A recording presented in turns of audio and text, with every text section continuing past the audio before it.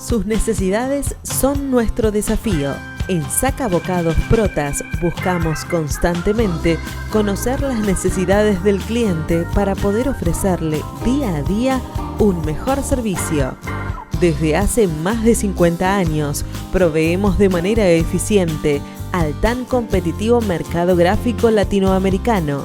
Contáctenos al 011 4488 0701, a nuestro mail info@sacabocados.com o visite nuestra página web www.sacabocados.com.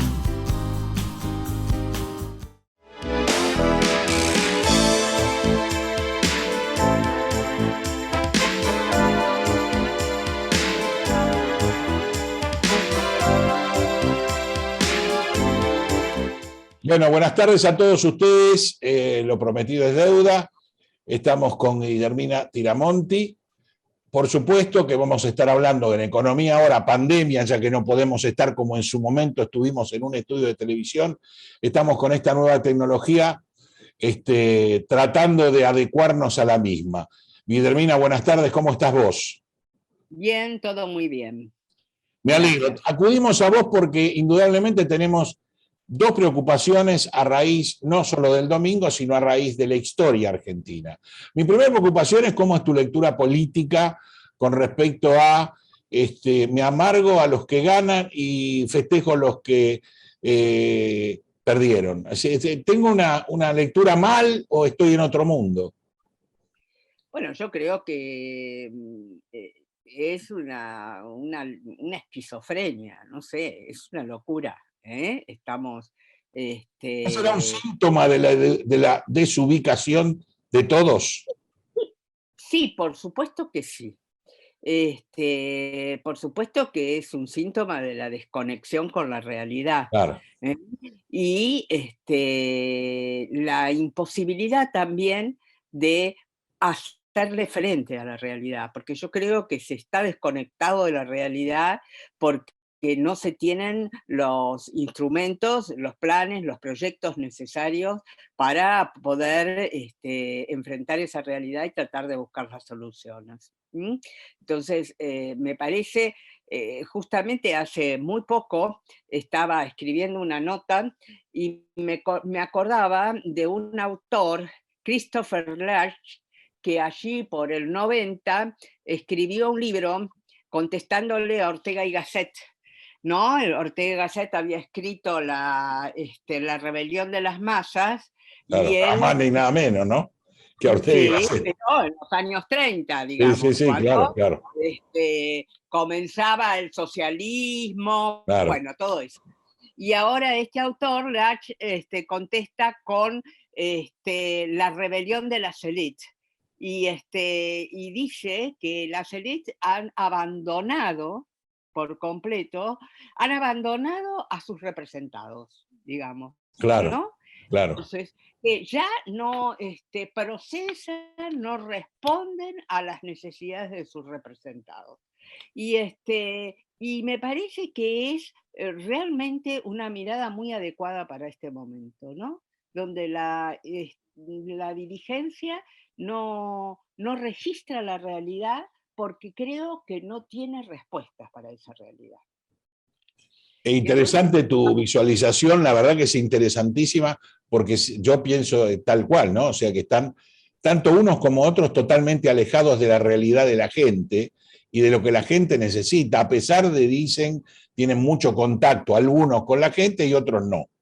Pero al margen de eso también, de esta realidad virtual que tienen los políticos en general, no nos está planteando la sociedad entre esta elección de lo nuevo, del Art Nouveau, como Manes, outsider, como Milei, outsider, como la izquierda, ampliamente conocida, pero siempre denotada, que ha mejorado muchísimo sus niveles, es porque lo tradicional ya no da respuesta, o no entiende o no la tiene. Precisamente, yo creo que el fenómeno Milei es eso, ¿no? Son votos antisistema. Esto no es mi fuerte, pero es claro que son votos antisistema, votos que expresan la bronca, la frustración, la sensación de que los grupos tradicionales no están dando respuesta. Y el voto antisistema es un voto riesgoso, entonces Sí, hay que saber leerlo, eso ¿no? iba a decirte yo, es un voto riesgoso. También votaron antisistema con Hitler, ¿no? Claro, es un voto riesgoso. Incluso me parece que el aumento de la izquierda no se trata de un aumento de la izquierda, se trata que también la izquierda aparece como una opción antisistema. Entonces, hay un porcentaje, y básicamente de jóvenes, que es lo más Sí. preocupante, que están votando contra el sistema democrático. Por esto creo que es una responsabilidad muy fuerte lo que tiene la que tiene la dirigencia política, ¿no? Igual yo creo que en esta votación es interesante, ¿no? Votar antisistema y llenar las cámaras de diásporas de gente, de que no sean todos iguales y tiren todos para el mismo lado, porque eso es lo que nivela el poder. Inclusive la rotación, tenemos generaciones de políticos que nunca han trabajado en la rama privada, que no tienen idea de lo que es educar, pagar una quincena, emprender, y sin embargo son los que manejan nuestro futuro. Efectivamente. Sí, la rotación permite que entre al Parlamento gente que viene de la vida común, digamos, ¿no? Claro, conectada con la realidad. Conectada con la realidad. Suponemos. Y los antisistemas yo creo que también aportan una mirada, que ponen más dificultad a negociaciones espurias, por decirlo de alguna manera, Sí, ¿no? sí. Porque yo creo que una de las cosas que pasa en la política argentina es que estamos de acuerdo que hay que negociar, yo no me cabe duda de que hay que negociar, pero digo, no sacrificando Yo diría que más que negociación es una conciliación ante un futuro mejor. O sea, yo veo que la mesa de una negociación que ha existido en todos los tiempos y en todos los países, sobre todo los que han tenido crisis grandes, es necesaria para decir a dónde voy. O sea, a mí me parece una mesa del diálogo es lógica y necesaria, pero siempre y cuando sea un diálogo a futuro, no el término de mi mandato, sino el término de varios mandatos, y que las fuerzas más pesadas tengan por lo menos un rumbo país, como pasa en todos los países, que el 90% de su camino no se toca. Tiene un matiz democrático o no en función de la idea del líder del momento, pero el 90% el país sigue funcionando. Acá es al revés. Efectivamente, pero además yo a eso le agregaría otro elemento, que es que el mundo, también nosotros, pero el mundo, está pasando por un proceso de cambio profundo. Sí. Ya hemos entrado a la era digital. Cuando hay un proceso de cambio así, todos los países tienen una ventana abierta. Una ventana que pueden aprovecharla. Y la Argentina tiene posibilidades de entrar por esa ventana, de ser tener un buen proyecto para el futuro, porque tiene un desarrollo de la economía del conocimiento interesante, no te digo que es fantástico, pero interesante, que produce un porcentaje interesante de exportaciones, tiene una producción agrícola de punta tecnológicamente, y bueno, y tiene, los unicornios y demás. Yo digo, la Argentina tiene una oportunidad de darle manija, ustedes que son economistas tendrán además un lenguaje más acorde, ¿no? Pero darle manija. Sí, promocionar.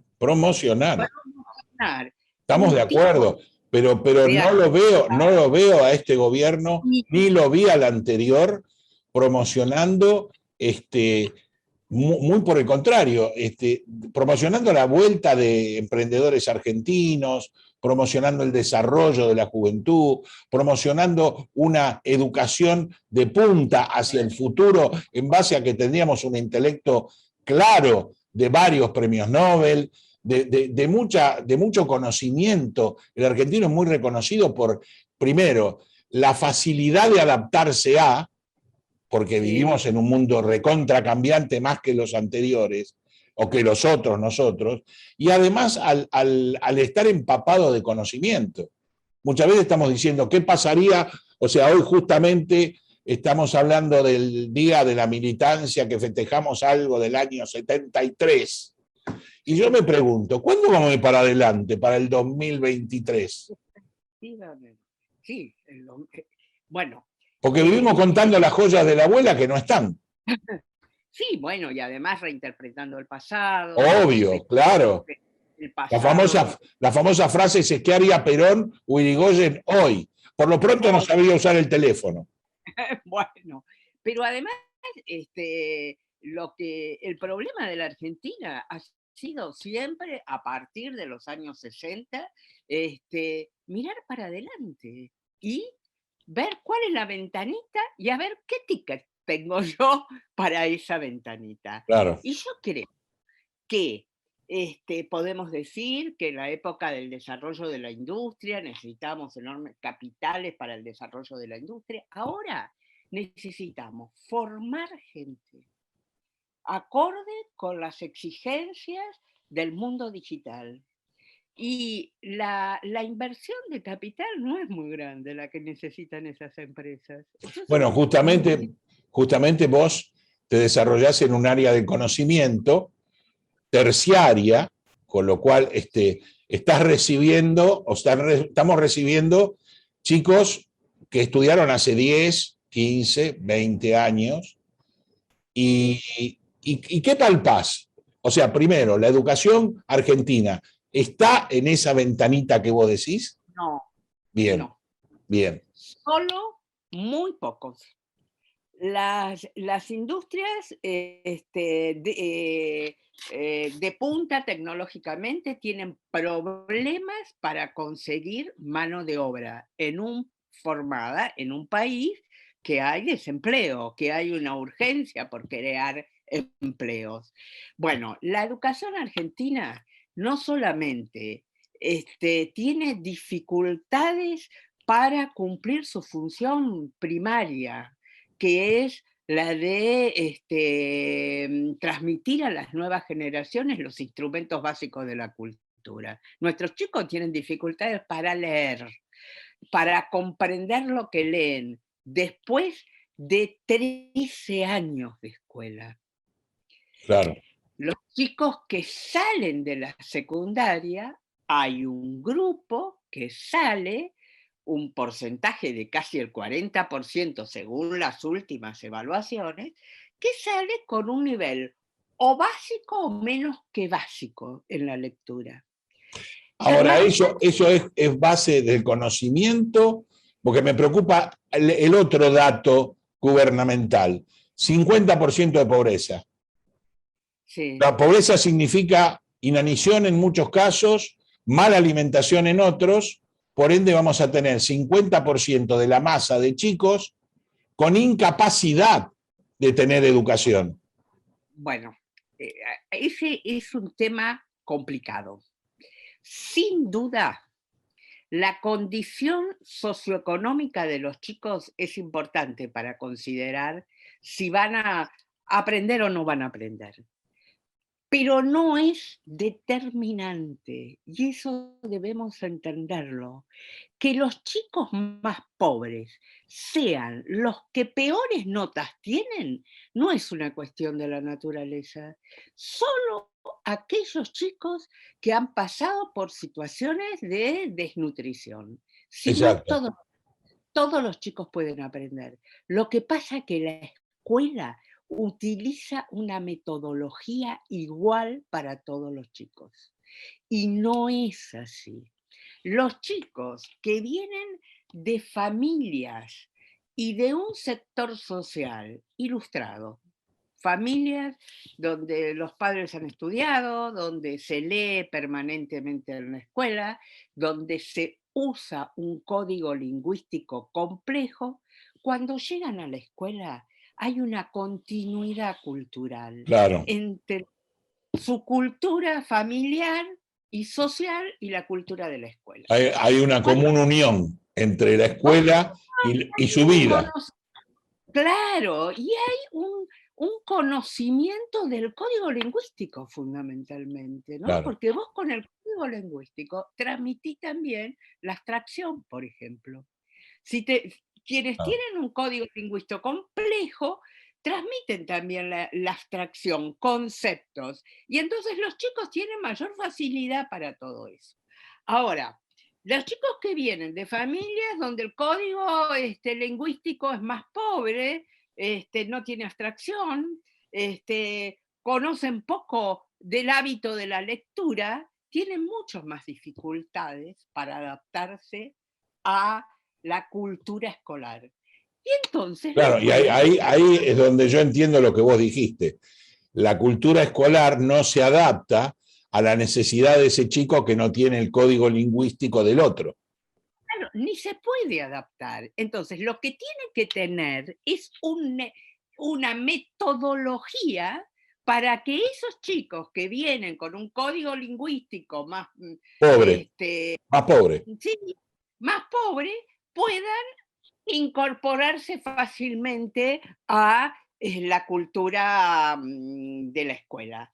Por eso se ha planteado la necesidad de jardines de infantes, de 4 años, de 5 años, se habla también de la necesidad de introducir a los chicos en 3 años, porque a los 3 años, porque la alfabetización se prepara con una incentivación y estimulación de los chicos a través de, Sí, justamente, es de un verdad. lenguaje más complejo, de lectura de cuentos, de dramatización de cuentos, para que los chicos cuando llegan a primer inferior ya están capacitados para aprender.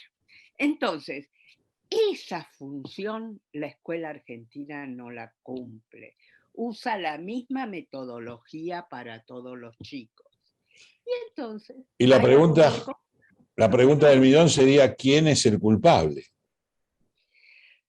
Bueno, como siempre, hay una confluencia de elementos allí. Por un lado, esto que acabo de decir, la metodología. Tanto de la lengua como la de la matemática. Sí. En la Argentina hay, no sé que en las matemáticas hay, ¿cómo te puedo decir?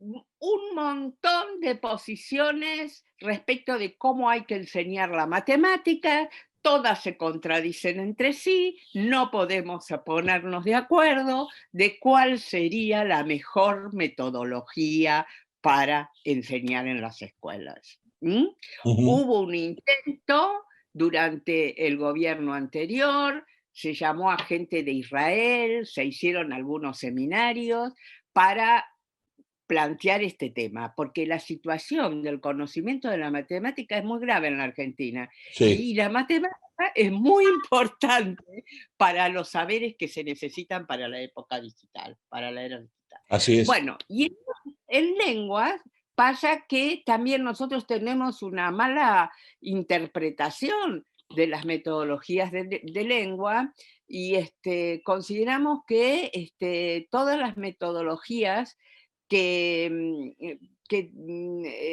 plantean una mayor presencia del docente en la enseñanza y demás, no, bueno, son tradicionales y que tenemos que utilizar metodologías más modernas, donde los chicos tienen más autonomía y algunos chicos aprenden así y otros no. Y los que no aprenden son justamente los chicos que provienen de los sectores más, Más humildes. bueno, más favorecidos, más humildes. Bueno, eso Y también yo creo que un elemento que es importante es que las escuelas en la Argentina han dejado de ser instituciones que cuidan su dimensión institucional, que controlan el trabajo pedagógico, que se ocupan de saber qué pasa con los chicos. Terminaron primer grado, ¿cuántos saben leer y cuántos no saben leer? Y si no saben leer, ¿por qué no saben leer? ¿Y por qué no hacemos una evaluación y vemos a estos chicos que no saben leer, los ponemos en otra metodología para ver si Sí, sí, avanzan? como el nivel de conocimiento por ejemplo, idioma, y vos decís, bueno, vos estás en 1, vos estás en 2 y vos estás en 3. Bueno, ¿por qué no llevamos el del 1 al 2 y el de 2 al 3? Claro, y veamos por qué unos aprenden y otros Claro. no. Yo te di una regla de que los chicos de los hijos, de las familias más educadas, pero mi hijo, se enoja mucho cuando yo digo esto, pero mi hijo, que viene de una casa donde, bueno, se lee, resulta que cuando estaba en segundo grado yo me di cuenta que ese chico no había agarrado la lectura, que no sabía leer, y que se hacía y que desarrollaba estrategias para que los padres y los docentes no Creyera, se dieran claro. cuenta que no sabía leer. Porque lo que se hace entonces es eso. Los chicos desarrollan una estrategia para invisibilizarse y los docentes, bueno, dejan que pase.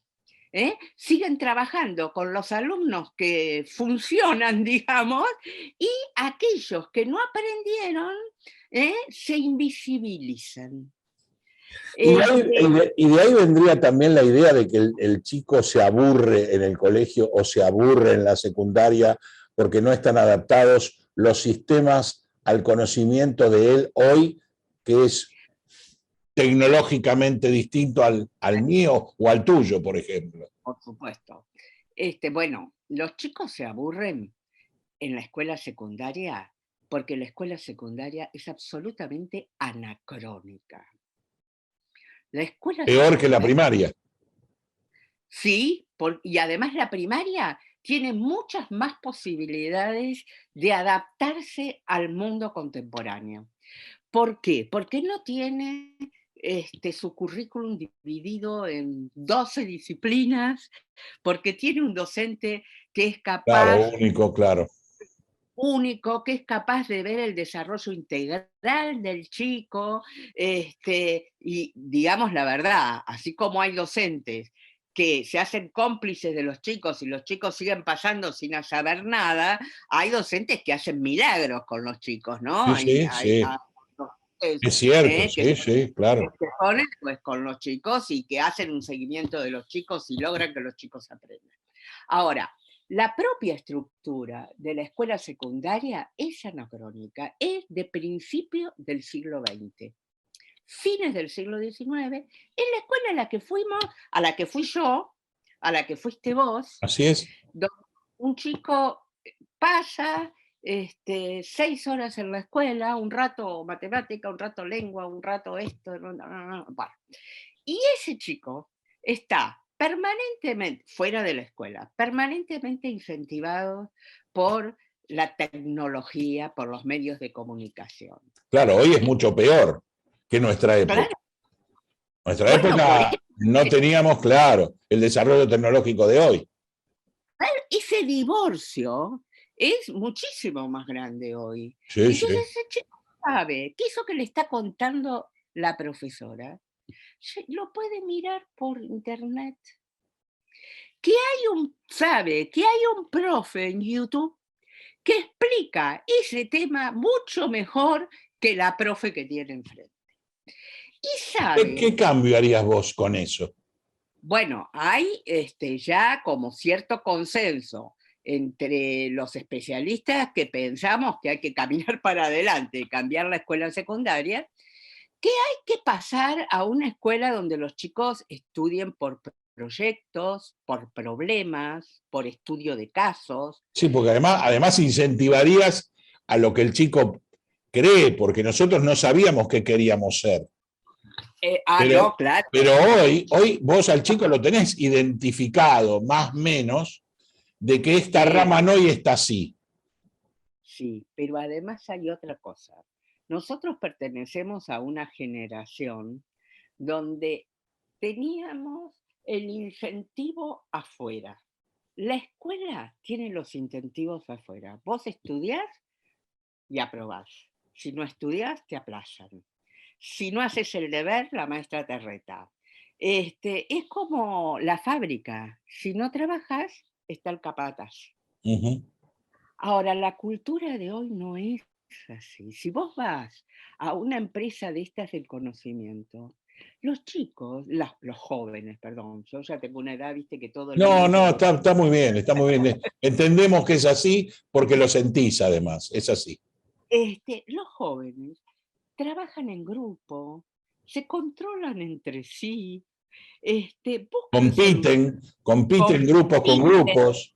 compiten Es el grupos, incentivo, claro, es el incentivo que la empresa crea. está al interior. Y el chico en la escuela tiene que tener un incentivo propio. Entonces, la escuela tiene que armar programas para que ese chico tenga incentivos.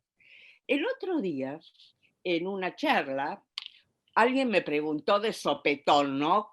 Bueno, ¿y qué programas harías para los chicos? Y yo digo, bueno, ¿qué te parece si vos en segundo año o en tercer año les decís a los chicos, bueno, miren, durante un mes vamos a programar un viaje por Europa? Lo vamos a programar con tal presupuesto. Tenemos dos presupuestos, un presupuesto para holgado, digamos, Flor y de viaje. otro presupuesto para jóvenes mochileros. Bueno, busquemos los países que tienen históricamente más relevancia, veamos qué hay que ver en esos países, cuáles son los museos, qué se... Estás haciendo un viaje cultural por Europa, que es la cuna de la cultura, ¿no?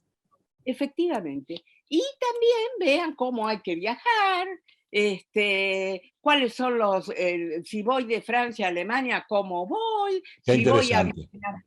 Bueno, y a lo mejor al profe de algo se le ocurre plantearle, bueno, ¿cómo es esto de los aviones? ¿Por qué vuelan los aviones? ¿Por qué podemos ir en algunos lados en aviones y otros en tren? ¿Cómo es que pasamos de Inglaterra al continente? ¿Con qué pasamos? Bueno, ahí a ver si se pueden ajustar a estos dos presupuestos.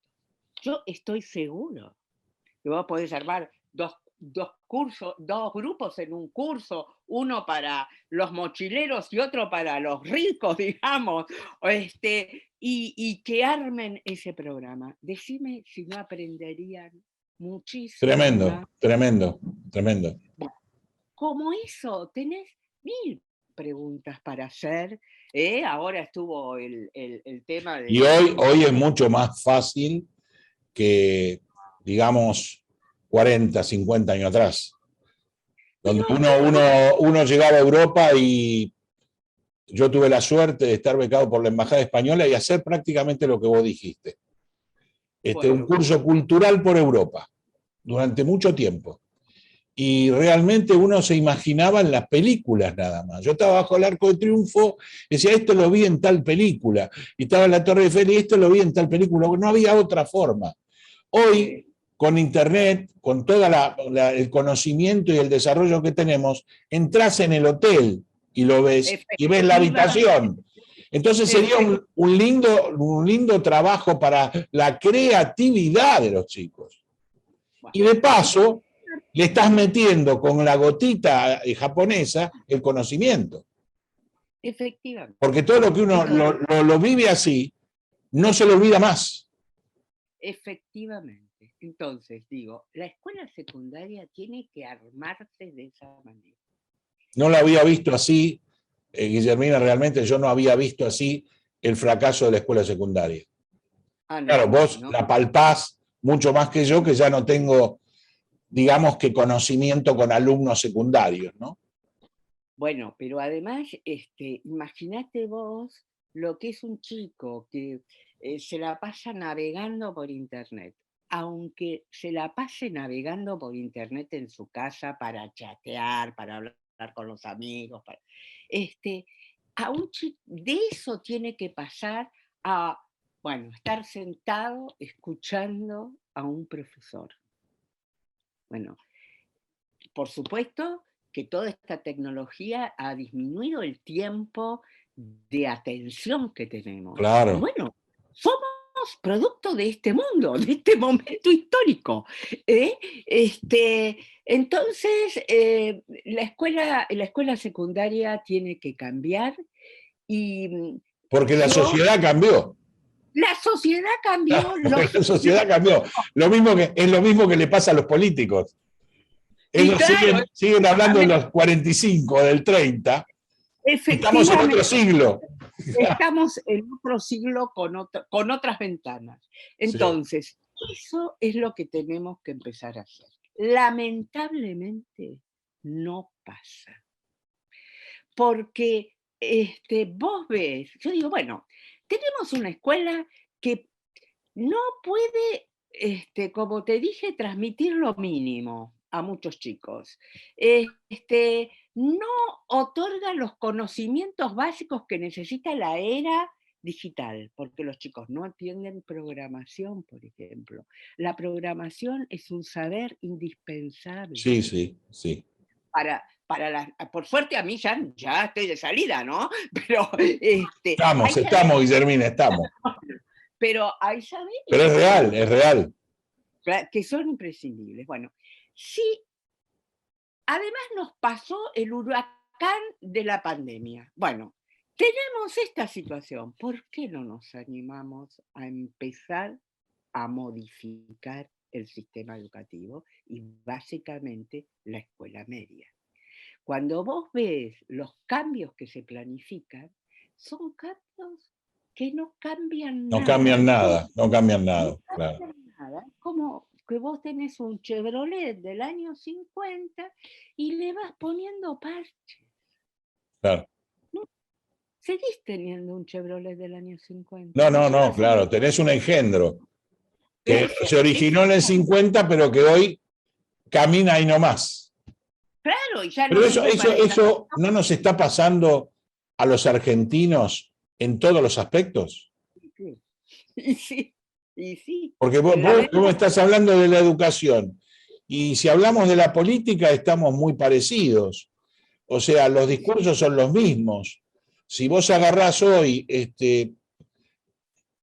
diarios de 20 años atrás, yo el otro día releía a Marcos Aguinis en el atroz encanto de ser argentino, 1 y 2. Parecen escritos hoy. Y pasaron 20 años. Sí. Vos decís, nunca más cierto lo que está diciendo, como si fuera hoy. Y si agarrás a Cambalache, también parece que lo escribió hoy. Cada vez más. Entonces quiere decir que no es que, digamos, con su conocimiento y su forma de escribir y todo, admiro a Marcos y admiro a Discépolo. Pero no es que eran genios, es que Argentina se quedó en esas épocas. Sí, se quedó. Nosotros creíamos que éramos la Europa de América y hoy somos la gran Villa Miseria de América. Bueno, mirá, yo tuve la oportunidad durante los años 90 de viajar mucho por Latinoamérica. Entre fines del 90... Menem. Y no, pero entre fines del 90 y ya el 2008 y demás. Ajá. Bueno. Abarcaste todos los gobiernos. Menem, de la Rúa, Duhalde y Kirchner. Efectivamente, pero viajé mucho por Latinoamérica. Y al principio yo decía... Qué atraso. Y ahora recuerdo esos países y digo, bueno, estamos iguales. Sí.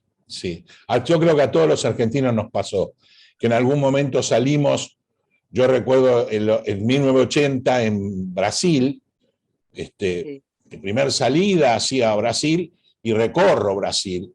Y sobre todo en San Pablo, que era el gran pulmón de Brasil, veía gente durmiendo en bolsas de nylon en las galerías. Y decía, mirá vos lo que es este país, qué desastre. A nosotros no nos pasa. Y después volviste acá y tenías el mismo espectro 10 años después. Efectivamente. Y también antes mirábamos a chilenos, uruguayos, bolivianos, paraguayos, como los chicos pobres e incultos de Sudamérica, porque nosotros éramos los europeos, y hoy nos damos cuenta que ellos progresaron con el mundo y nosotros nos seguimos quedando en 1950. Esa es la diferencia, ¿ves? Esos países que vimos en el 80... Pero porque van para adelante. Estos fueron para adelante y nosotros nos quedamos en ese momento. Yo siempre hago un ejemplo ante los televidentes y muchas veces en la televisión, de que si Argentina fuera Japón, nosotros seguiríamos hablando de Hiroshima y nada más. Efectivamente. Estaríamos en el medio del agujero con los muertos de Hiroshima, haciendo un minuto de silencio sin nada.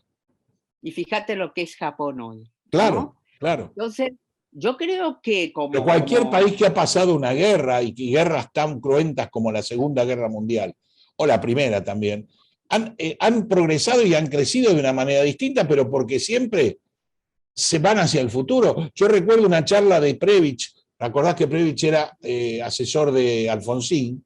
Sí, en el año 84, en un congreso de ciencias económicas en la ciudad de Córdoba, Prebisch, que ya estaba bastante mayor, nos decía a todos los profesionales que estaban participando que él venía de China. No, China para nosotros era nada en ese momento. Y que los chinos habían privatizado, ahí empezamos a asustarnos, el 25% de la producción y había crecido un 100%, con lo cual el Estado, en vez de haber perdido el 25%, ganó un 75% más. Y que ellos proyectaban a 25 años. Entre todos nos miramos y dijimos, che, Raúl está bastante viejo ya, porque mirá las cosas que dice. Está chapita. Yo no me lo olvido más, no me lo olvido más. Textual lo que decíamos, yo era uno de esos que decía, y vos ves que así fue como creció China. Y así hoy China es una potencia mucho más que el capitalismo férreo de Estados Unidos. Bueno, por supuesto, también China es un país... Con sus pros y sus contras, ¿eh? Ojo. Pero digo, hay esa ventana que está abierta ahora, no va a estar abierta mucho tiempo. Entonces, no va a estar abierta ni para los que planifican la economía para adelante, ni tampoco va a estar abierta para la educación. Entonces, si no empezamos a actuar ahora, resulta que cada vez que se abre la ventana y se cierra sin que uno haya participado, resulta que te quedas más al margen. Más atrás, claro, claro. Te quedas más atrás. Bueno, esperemos. Sí. Ya las joyas de la abuela, ya no tenemos ninguna. No tenemos más joyas, ¿no? No tenemos más joyas. Entonces tenemos que empezar a impulsar una educación que esté acorde con el mundo que estamos viviendo. Digo, todavía... todavía estamos a tiempo. Todavía estamos a tiempo. Pero hay muchos cambios que hacer, muchos intereses. Ese es el gran problema argentino. Cuando todos hablamos de lo que hay que hacer, sabemos lo que hay que hacer. Ahora, después todos dicen, no, pero ¿quién lo va a hacer? Y yo creo que todos participando, como estamos participando, vos y yo en este momento, tenemos que hacer pensar a la clase política, que es la que va a necesitar de nosotros para los cambios, que se empiece a enfocar y que terminemos con el viejo comité, la vieja barriada y el viejo puntero, porque eso ya no existe más en ningún lado. Bueno, pero además que comprendamos que tenemos que elegir el cambio. Sí. Porque la política argentina elige el no conflicto, ¿sabes? Entonces, cuando a mí me llaman a una reunión y me preguntan, y bueno, ¿y te parece? Estamos haciendo esto, ¿y a vos qué te parece? Y yo digo, no, me parece que el parche en el Chevrolet ya no va más. que por qué no hacemos un esfuerzo, porque al final nos cuesta lo mismo Claro. en cuanto a capacidad, y pensamos en hacer una punta en favor del cambio. Bueno, la primera reunión pasa, la segunda reunión ya cuando te preguntan, me lo preguntan con una sonrisita, Claro, una claro. sonrisita que dice, bueno, ahora ya va a decir esta, que hay que cambiar. ¿Y qué es lo que están eligiendo? Están eligiendo La una, mediocridad, la mediocridad. una política de quedo bien con este, con el otro y con Sí, aquel. sí. Y como el alumno no tiene voz, entonces, y el futuro tampoco tiene voz, porque no te está llamando con él, entonces todo sigue así, no hay conflicto, Pero no hay... yo creo que la cantidad de argentinos que hay en el exterior, la exportación de 100 argentinos por día que se van a vivir afuera, la exportación de cerebros que nosotros nos preocupamos en armar y que después lo usufructan afuera, tiene que tener en algún momento un frenate, porque eso lo estamos viendo todos, los de un lado y los del otro lado, aunque quieran tapar con un relato algo que no es cierto. Sí, pero ¿sabes qué? Yo quiero decir que también los políticos, que los políticos en general, más allá de los del relato, porque, bueno, uno puede No, todos son criticar, del relato, ¿eh? Todos son del relato. bueno, vos decís, ¿por qué Estamos no hablando de son? un tema puntual de Argentina que es educación. Todos tienen su relato. Sí, bueno, Y si y hablas todos de salud, todos tienen su relato. Y si hablas de jubilaciones, todos tienen su relato. Pero el efectivamente, problema está cuando se sientan en la mesa, ¿por qué no, con la humildad lógica, llaman a los que saben, que sé que no lo están haciendo, y le consultan al menos qué harían ellos? efectivamente. Pero decime una cosa, ahora Pues que nuestras vamos, canas valen mucho. y sí que valen, Y las podemos transmitir cosas que ya vivimos para mejorar el futuro.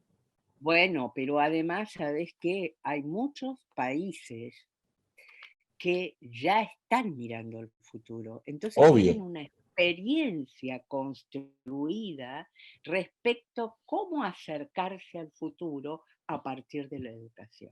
Claro. Y la Argentina es un país que está bueno, en contacto con eso, más allá de la política de cierre, ¿no? Pero los expertos en la Argentina saben qué pasa en Estados Unidos, saben qué pasa en Claro. Europa.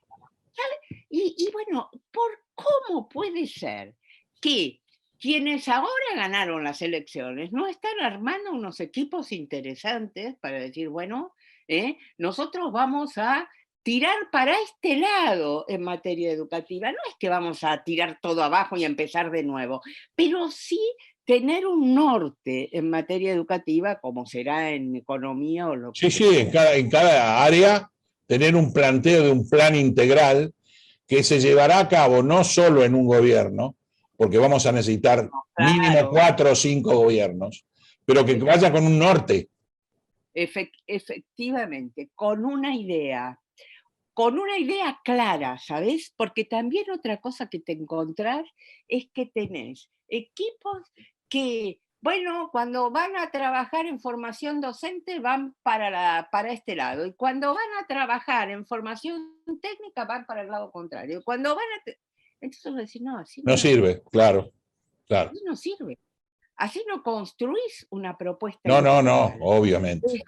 Bueno, entonces hay que pasar ese dicho de lo primero la educación, bueno, entonces Hacerlo, primero, hacerlo. hacelo.